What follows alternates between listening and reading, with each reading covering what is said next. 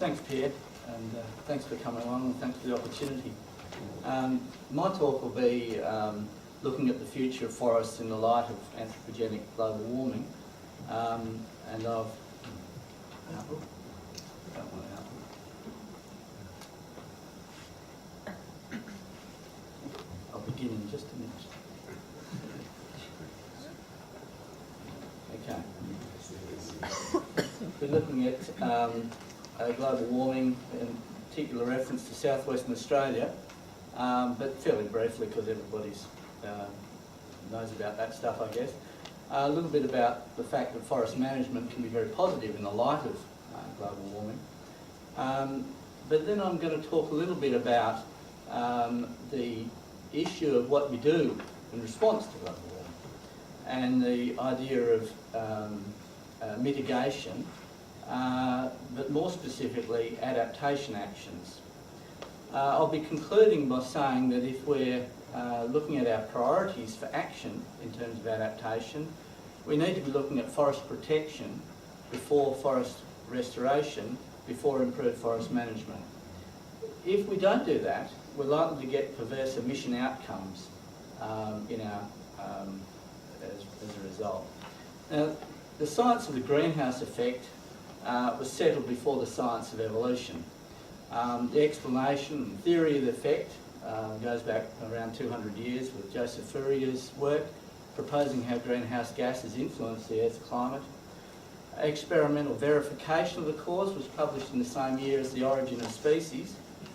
John Tyndall experimentally verified the greenhouse effect. Observations of the effect were around in the early 20th century. Oh, I missed out on the quantification of the effect from Arrhenius before the 20th century. And of course, numerous studies in the late 20th century on the impact of the effect.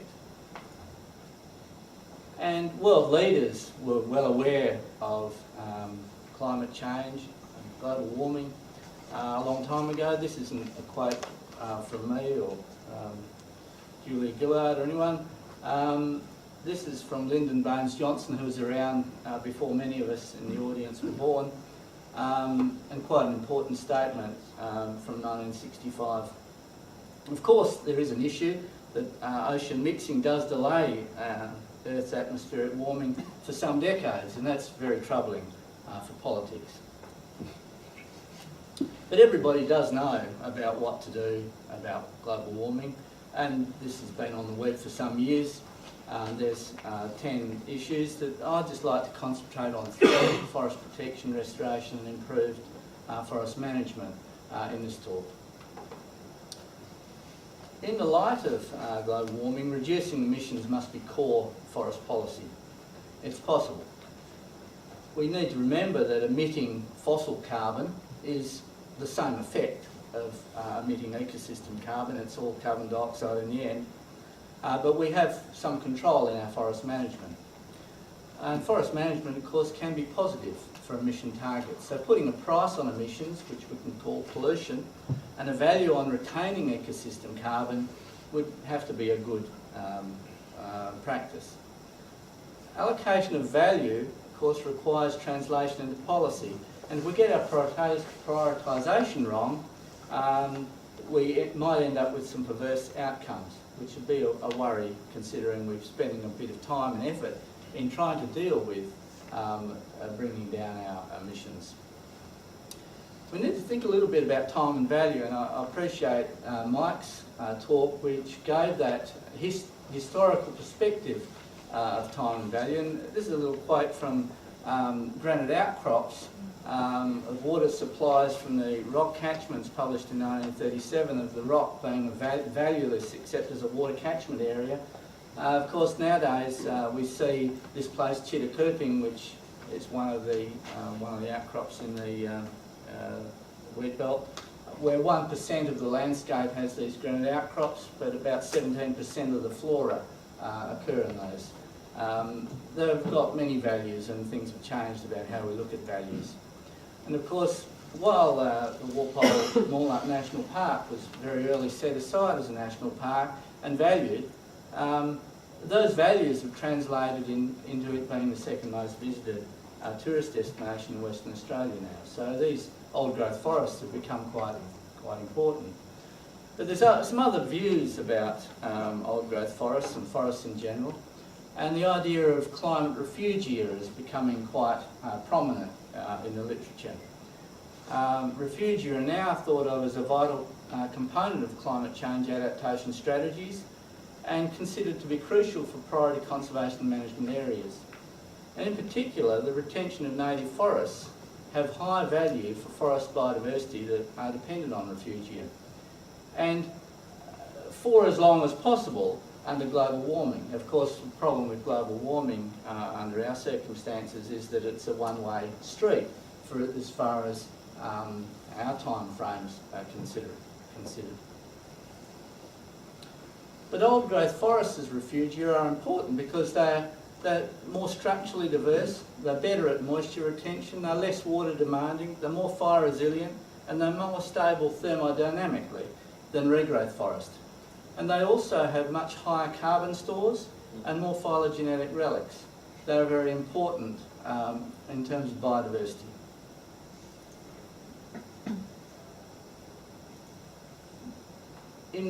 For many decades we've been able to measure trees in terms of small size classes that are straight and round and easy to measure, and we can project yield forecasts for our forests, and that's great. But now we've got new ways to measure trees, highlighting the status of giant iconic trees. This particular tree at Walpole, which is not a particularly large one, but it was pretty big. It had a trunk volume, this area here, of 34 cubic metres. But interestingly enough, the total volume was 67 cubic metres. Rather impressive tree. So think of the carbon stores in a tree like that. But let's not look just at the trees. There's a forest out there, and we've got to look now, from Mike's talk, at the consequences of climate change and decisions to permanently alter the forest structure that have been made over the previous decades. And we can see that there's broad-scale mining going on of the old growth elements of the forest. Here, this King Jarrah at Ferguson Valley is about 10 metres above the canopy of the surrounding forest. That surrounding forest has already made its decision to grow outwards rather than upwards. So we're changing our structures rather dramatically, unsurprisingly given the sort of levels of use of the exploitation of the forest that we've been seeing over the decades that Mike outlined. Now we're understanding too that there's a permanent loss of the largest size classes. For example, in our work in Walpole on red tingle, we found that the present distribution of red tingle trees that are greater than 80 centimetres in diameter is not correlated with any climate variable from the 1950 to 2000 period, whereas the present distribution of trees less than 40 centimetres in diameter is correlated with total rainfall and rainfall of the driest quarter, and there's much smaller distribution of these small size classes. So now we're thinking in terms of giant iconic trees as sacred sites. And in poetry we're hearing this many times. Shall we replace our large forests with regrowth? Shall we replace Notre Dame with a roadside shrine? Forest protection is the idea of looking after that. It means minimising disturbance, avoiding regimes that exacerbate drying or warming trends that increase microclimatic amplitudes, that increase the general recognition of probability and consequences by society, thinking about regimes to conserve and protect, thinking about sophisticated planning processes, thinking about informing and involving people in life's decisions, understanding impacts of interacting disturbances, and recognising that there's an inevitable loss of carbon in dry and warming climates, but that of course logging exacerbates that. We can contrast that with forest restoration. Emissions trading should lead to fossil fuels being less competitive than other fuels, but there can be perverse outcomes if ecosystem carbon is used instead of fossil carbon. or plantations are at the expense of native forest. There are, of course, alternatives to ecosystem and fossil carbon. Plantation establishment and restoration is encouraged by valuing the ecosystem carbon in the native forests. The mosaics of plantations and ecological restoration on already cleared land can provide positive consequences for biodiversity and carbon, but plantations always store less carbon than pre-existing natural forest. Improved forest management is the third option. Of course, improved forest management is a desirable goal, but it means many things. There might be some ecological advantages to thinning. We might increase the growth rates of retained trees and fast-track old growth characteristics. We might be able to correct the mistakes of the past. I'm afraid to say I was responsible for these trees being planted here. When I was a young forester at Dwellingup, I planted a whole lot of Corumbia maculata and other damn things which would be nice to get rid of now, but you know, that's life. We can prioritise areas low in the landscape, such as these stream zone areas. There is potential to remove fuel loads, and there's some advantages there. We could integrate with other land uses, such as bauxite rehabilitation. But there are also some disadvantages. Whoops, sorry about that. We can ask, should we thin the forest to slow water table declines when prioritising expenditure? Perverse outcomes include producing increased emissions, exacerbating warming and drying, increasing thermodynamic amplitudes, leading to the loss of refugial capacity, the need to constantly follow up because jarrah trees are pretty good at regrowing, providing no guarantee of positive outcomes for water tables under a drying climate, and uncertain impacts for the biota. So when we're prioritising our actions in Australia's forests, for any bioregion, we need to think about our activities designed to avoid or reduce emissions, delivering according to priorities. And the priorities have got to be primary forest protection, the restoration of degraded forest, and finally improved forest management. Alternatively, subsidisation of increasingly high ecosystem carbon emissions, and remembering that I'm only really talking here about carbon, but carbon mitigation policy, the primary reason to conserve forests being the carbon stocks they contain rather than those that might grow. That's carbon mitigation policies. There's many other policies. Thank you very much.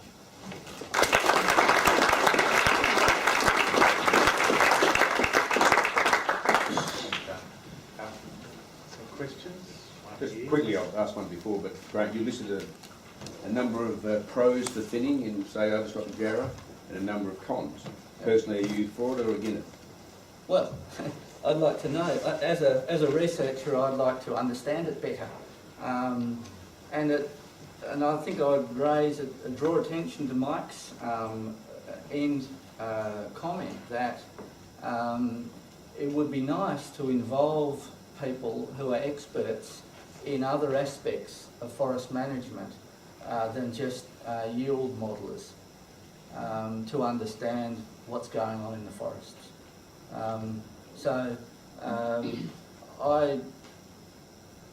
I say that there are fors and against. I'm interested in understanding. It's a pity the Wollongong catchment study is finished, or before it was completed. Well, the Wollongong catchment study was, I don't believe, was very well designed. I don't believe that it incorporated the sorts of measures that are needed to understand, even at a fairly local level, what's going on in response to thinning. But I think that's an area that we'd need to have a sit around in a room and thrash out before we can address that, because there are significant issues associated with thinning, but there are significant issues with a drying climate and the death of or demise of the forest. Of course, jarrah is a very capable beast. It can lose its branches and go back to what the water table will allow it. But we've got to remember that water table is declining rapidly, and by 2026 we expect no water in the regolith. at current projections. That'd So be a disaster for, talk about refugia, the stream zones and all the biodiversity that goes with it. it'll change the Disaster. forest rather dramatically, and we're going to have to get used to that. Thank you.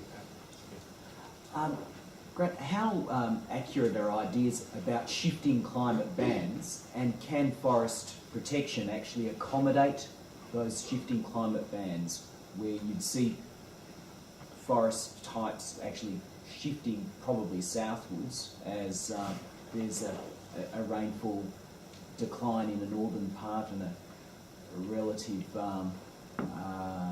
maintenance of rainfall in a southern area?